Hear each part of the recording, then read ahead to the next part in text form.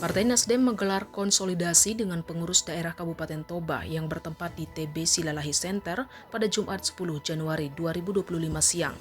Rapat konsolidasi ini dihadiri langsung oleh Wakil Ketua Umum Partai Nasdem sekaligus Wakil Ketua Dewan Perwakilan Rakyat Republik Indonesia periode 2024 hingga 2029 San Mustafa, anggota DPR RI Dapil 2 Sumatera Utara sekaligus Wakil Ketua Komisi 6 DPR RI Martin Manurung bersama rombongan anggota fraksi Nasdem DPR RI lain.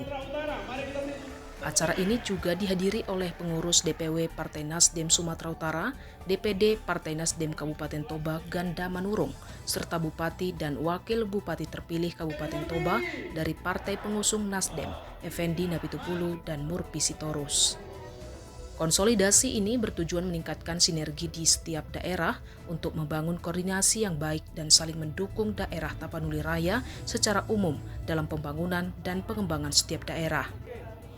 Acara ini menjadi momentum penting untuk memperkuat solidaritas dan memantapkan langkah-langkah strategis Partai Nasdem, terutama di wilayah Sumatera Utara.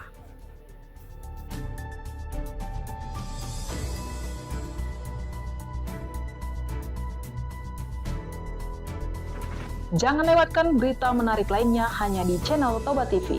Follow, like, dan subscribe channel Toba TV untuk mendapatkan informasi terbaru lainnya. Horas.